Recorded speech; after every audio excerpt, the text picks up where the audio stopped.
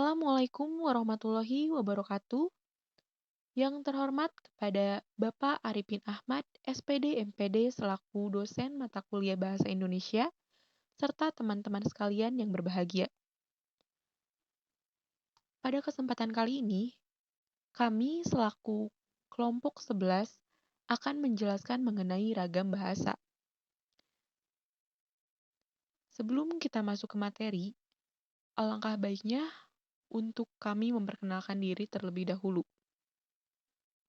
Yang pertama ada Saudara Raka Yudea Prakesa dengan nomor NPM 215060091, lalu ada Saudari Anissa Megalestari dengan nomor NPM 215060102, lalu ada Saudari Widi Tri Ayu Rejeki dengan nomor NPM 215060103, dan ada Saudari Dea Sinma Candela dengan nomor NPM 195060114. Baik, kita langsung masuk ke materi yang pertama, yaitu mengenai pengertian ragam bahasa. Bahasa adalah fenomena sosial yang berarti bahwa komunikasi antara masyarakat membawa mereka ke dalam hubungan di dalam lingkungan. Jadi dapat dikatakan bahwa hubungan antara bahasa dan manusia ini tidak dapat dipisahkan. Mereka saling terhubung dan dapat mempengaruhi satu sama lainnya. Peran bahasa ini sangat penting bagi masyarakat sosial karena mereka dapat memanfaatkannya untuk bekerja sama, berpolitik, menjalankan perekonomian, dan berhubungan dengan manusia lain di seluruh penjuru dunia. Untuk menjaga komunikasi tetap berlangsung, maka diperlukan penggunaan ragam bahasa. Nah, sedangkan ragam bahasa ini merupakan perbedaan cara berkomunikasi seseorang untuk mencapai tujuan yang sama. Penggunaan ragam bahasa akan mempengaruhi makna atau maksud tertentu mengenai apa yang ingin disampaikan berdasarkan konteks yang ada. Ragam bahasa berkaitan dengan variasi bahasa berdasarkan penggunaannya, pemakaiannya, atau fungsinya. Terjadinya keragaman bahasa ini bukan hanya disebabkan oleh penuturnya yang berbeda, melainkan juga karena kegiatan interaksi sosial yang mereka lakukan sangat beragam. Adapun beberapa karakteristik sosial seperti kelas sosial, kelompok, etnis, jenis kelamin, ataupun usia pembicara. Ini tuh bisa mempengaruhi penggunaan bahasa seseorang. Nah, karakter sosial inilah yang mempengaruhi ragam berbicara, seperti dialek, atau bahkan penggunaan bahasa yang berbeda satu sama lainnya juga yang menjadi alasan sosial. Akibatnya, tidak ada orang yang berbicara sama, dan orang dapat menggunakan pengucapan yang berbeda, kosakata, tata bahasa, atau ragam bahasa untuk tujuan yang berbeda. Sehubungan dengan fenomena ragam bahasa, bahwa ada gradasi ragam bahasa dari yang sangat formal sampai yang sangat informal. Ada beberapa aspek yang dapat menjadi pilihan ragam bahasa yang dapat diubah dengan istilah faktor sosial. Banyak faktor yang mempengaruhi penggunaan ragam bahasa. Adapun komponen yang mempengaruhi penggunaan ragam bahasa ini, pertama itu ada partisipan, situasi dan konteks sosial, lalu topik, dan fungsi. Namun, ada komponen dasar dalam penjelasan sosiolinguistik, mengapa tidak semua orang berbicara dengan cara yang sama, dan mengapa tidak semua orang berbicara dengan cara yang sama sepanjang waktu. Di antaranya adalah skala kesenjangan sosial, skala status, skala formalitas, dan skala dua fungsi. Hubungan penggunaan ragam bahasa sangat berkaitan erat dengan peristiwa tutur. Setiap ujaran dalam peristiwa tutur mengandung komponen-komponen tutur.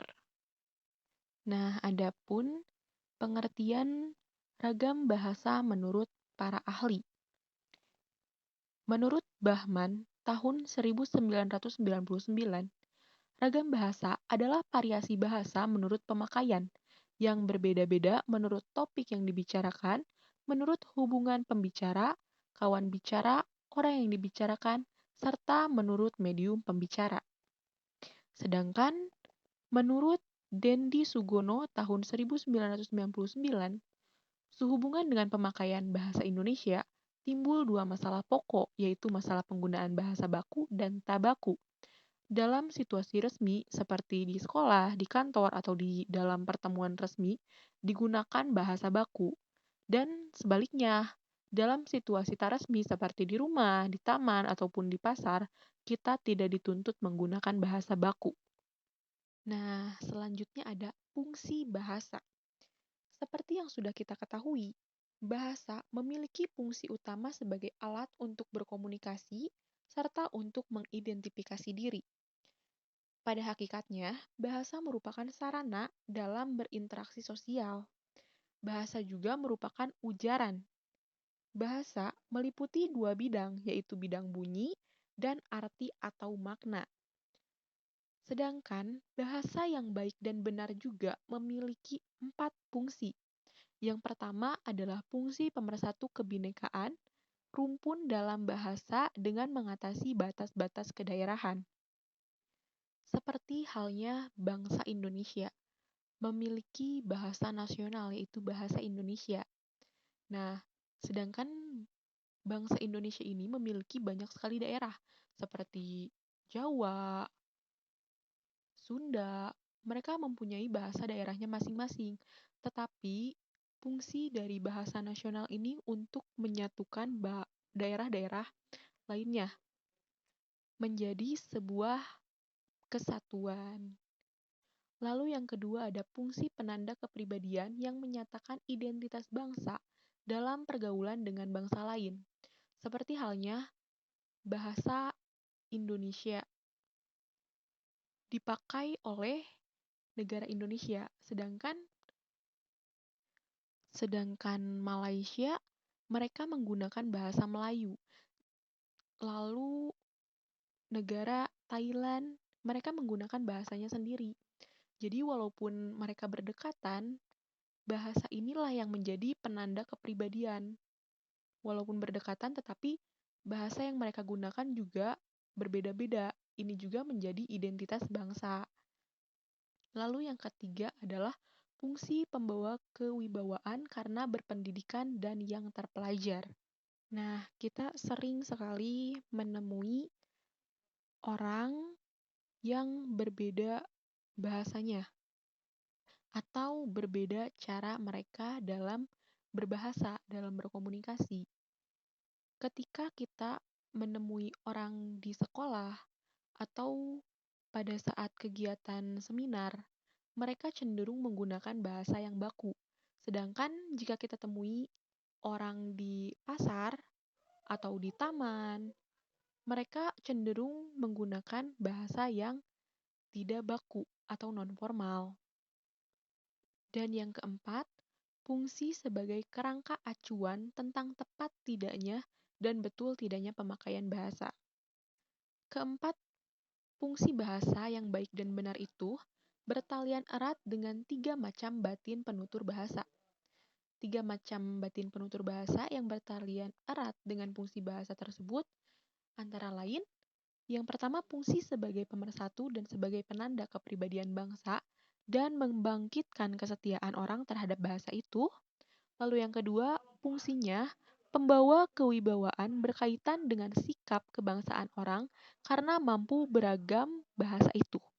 Dan yang ketiga, fungsi sebagai kerangka acuan berhubungan dengan kesadaran orang akan adanya aturan yang baku layak dipatuhi agar ia jangan terkena sanksi sosial. Jadi berdasarkan paparan di atas dapat disimpulkan bahwa berbahasa yang baik dan benar adalah menggunakan bahasa yang memenuhi norma baik dan benarnya bahasa Indonesia. Saya Raka Yoda Prakesa. Di sini kita akan membahas tentang ragam bahasa Indonesia dan cirinya. Indonesia terdiri atas berbagai macam suku, budaya, agama, hingga bahasa. Dari unsur lain, bahasa menjadi media komunikasi yang digunakan seseorang untuk menyampaikan sebuah pesan atau informasi kepada pihak yang dituju.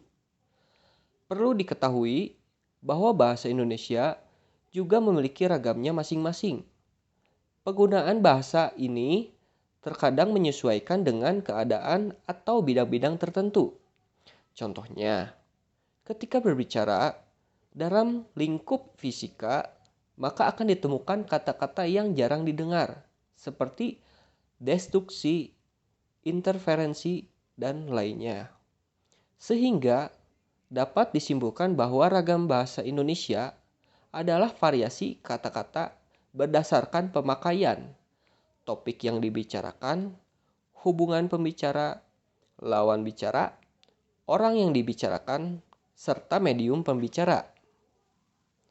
Macam-macam bahasa Indonesia dikelompokkan menjadi 5, yaitu berdasarkan 1. Ragam bahasa berdasarkan media. Kedua, ragam bahasa berdasarkan pembicaraannya. Yang ketiga, ragam bahasa berdasarkan komunikasi. Yang keempat, ragam bahasa berdasarkan situasi dan pemakaiannya. Yang kelima, ragam bahasa berdasarkan pesan. Yang keenam, ragam bahasa berdasarkan waktu. Ragam bahasa berdasarkan media. Dilihat dari media atau sarananya, bahasa Indonesia dibedakan menjadi 2, yaitu ragam bahasa lisan dan tulisan. Ragam bahasa lisan adalah ragam bahasa yang dihasilkan menggunakan alat ucap dengan fonem sebagai unsur dasar. Ragam bahasa ini ditandai dengan penggunaan lafal atau pengucapan, intonasi, kosakata, penggunaan tata bahasa dalam pembentukan kata, dan penyusunan kalimat. Ragam bahasa lisan terdiri dari 2 bentuk, yakni yang pertama, ragam bahasa lisan baku sejalan dengan ragam bahasa tulisan baku. Yang kedua, ragam bahasa lisan tidak baku atau bahasa pergaulan. Contoh ragam bahasa lisan yaitu berpidato, berdiskusi, serta bertelepon. Ciri ragam bahasa lisan, yang pertama, memerlukan orang kedua atau teman berbicara.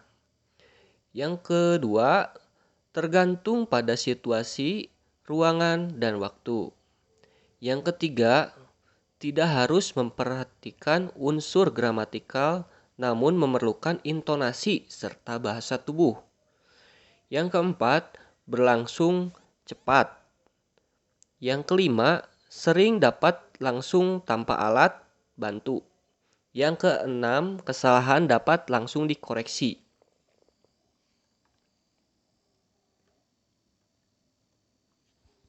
Lalu, ragam tulisan.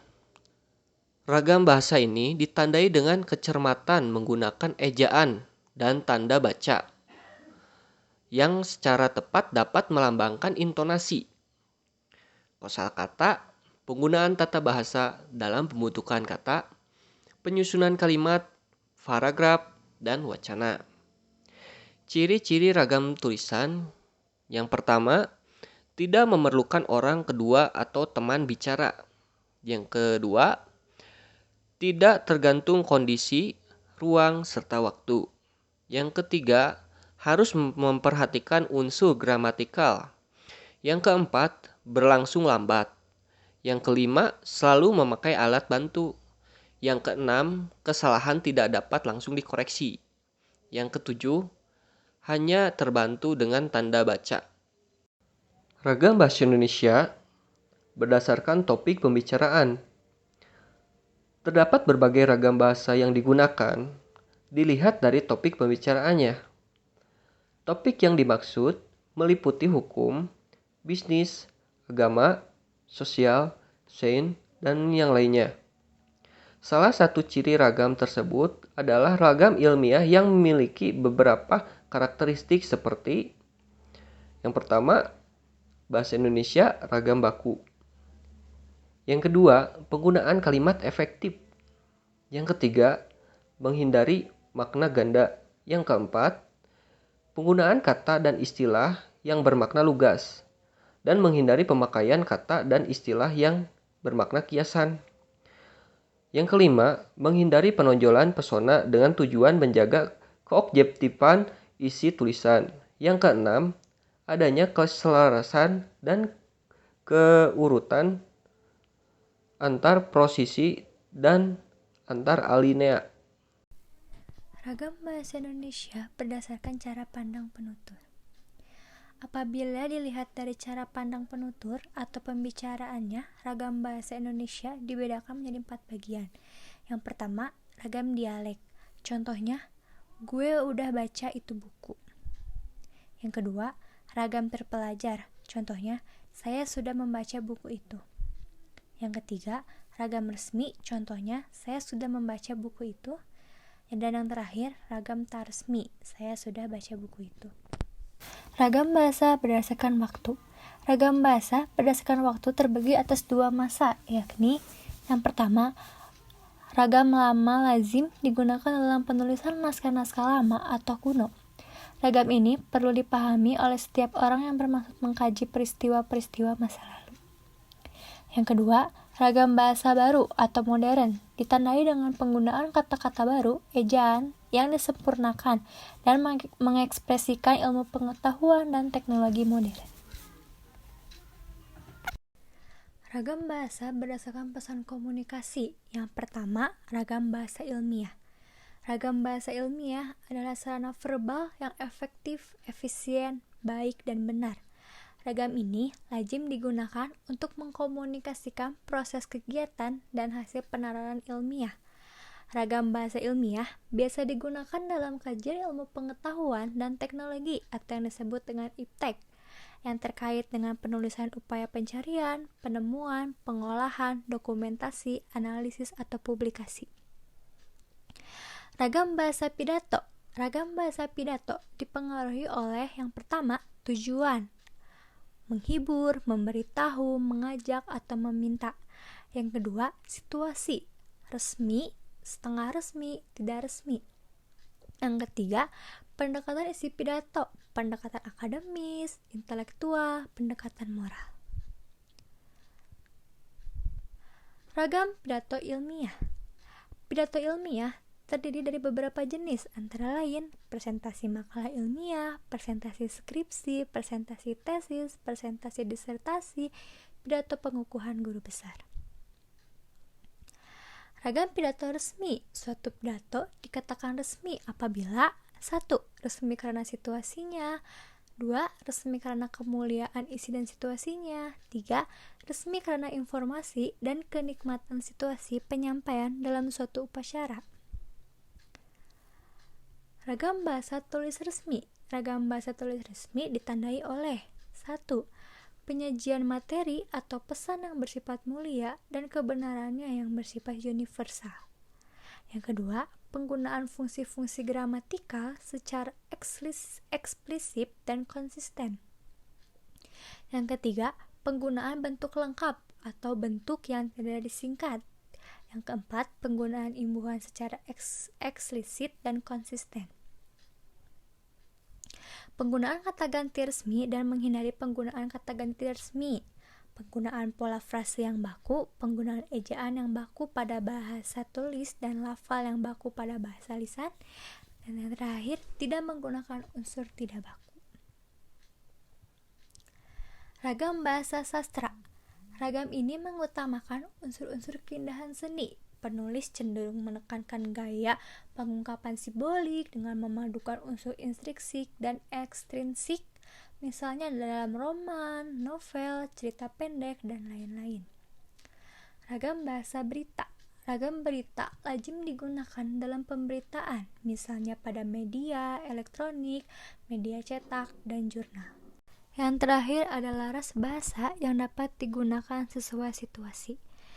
Sesuai derajat keformalannya, susunan ragam 5 laras bahasa yang dapat digunakan sesuai situasi adalah sebagai berikut. Yang pertama, ragam beku atau frozen digunakan pada situasi hikmat dan sangat sedikit memungkinkan keleluasaan seperti pada kitab suci, putusan pengadilan, dan upacara pernikahan. Yang kedua, ragam resmi atau formal digunakan dalam komunikasi resmi seperti pada pidato, rapat resmi, dan jurnal ilmiah. Yang ketiga, ragam konsultatif digunakan dalam pembicaraan yang terpusat pada transaksi atau pertukaran informasi seperti pada percakapan di sekolah dan di pasar. Yang keempat, ragam santai atau casual digunakan dalam suasana tidak resmi dan dapat digunakan oleh orang yang belum tentu saling kenal dengan akrab. Dan yang kelima, ragam akrab atau intimate digunakan di antara orang yang memiliki hubungan yang sangat akrab dan intim. Ragam bahasa berdasarkan situasi dan pemakaiannya. Ragam ini dibagi menjadi dua bagian. Yang pertama itu ragam bahasa baku dan ragam bahasa tidak baku. Yang pertama, ragam bahasa baku. Bahasa baku adalah bahasa yang digunakan dalam situasi resmi di mana pembicara atau penulis dituntut untuk bersikap sopan, hormat terhadap mitra bicara atau pendengar atau pembaca. Seperti dalam ceramah, pidato, seminar, atau diskusi. Dalam bentuk tulisan, bahasa baku digunakan terutama dalam buku-buku pelajaran atau buku teks di berbagai lembaga pendidikan. Buku-buku tentang berbagai ilmu pengetahuan, teknologi, seni, jurnal-jurnal ilmiah atau semi-ilmiah, surat-surat resmi, perundang-undangan, berbagai peraturan pemerintah. Di sini pun ada karakteristik ragam bahasa baku. Yang pertama, tidak terpengaruh bahasa daerah. Yang kedua, tidak terpengaruh bahasa asing. Yang ketiga, bukan ragam bahasa percakapan sehari-hari. Yang keempat, pemakaian imbuhannya secara eksplisit. Yang kelima, pemakaian yang sesuai dengan konteks kalimat. Dan yang terakhir, tidak terkontaminasi dan tidak rancu. Yang kedua ada ragam bahasa tidak baku. Bahasa non-baku adalah ragam bahasa yang berkode berbeda dengan kode bahasa baku dan dipergunakan di lingkungan tidak resmi. Ragam bahasa non-baku dipakai pada situasi santai dengan keluarga, teman, di pasar, dan tulisan pribadi buku harian. Ragam bahasa non-baku sama dengan bahasa tutur, yaitu bahasa yang dipakai dalam pergaulan sehari-hari, terutama dalam percakapan. Di sini pun ada karakteristik bahasa tidak baku. Yang pertama, walaupun terkesan berbeda dengan bahasa baku, tetapi memiliki arti yang sama. Yang kedua, dapat terpengaruh oleh perkembangan zaman.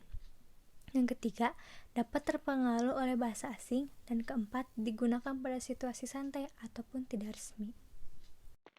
Nah, setelah kita mendengarkan materi mengenai ragam bahasa ini, kita dapat mengambil kesimpulan bahwa keanekaragaman penggunaan bahasa Indonesia itulah yang dinamakan ragam bahasa.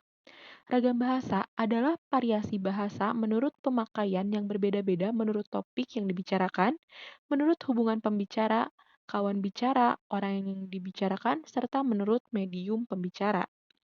Adapun bentuk-bentuk dari ragam bahasa yaitu ragam bahasa berdasarkan media, berdasarkan waktu, berdasarkan pesan komunikasi, dan bahasa yang baik dan benar adalah menggunakan bahasa Indonesia yang memenuhi norma baik dan benarnya bahasa Indonesia. Sekian pemaparan materi mengenai ragam bahasa kali ini. Semoga materi kali ini dapat bermanfaat bagi kita semua. Terima kasih. Wassalamualaikum warahmatullahi wabarakatuh.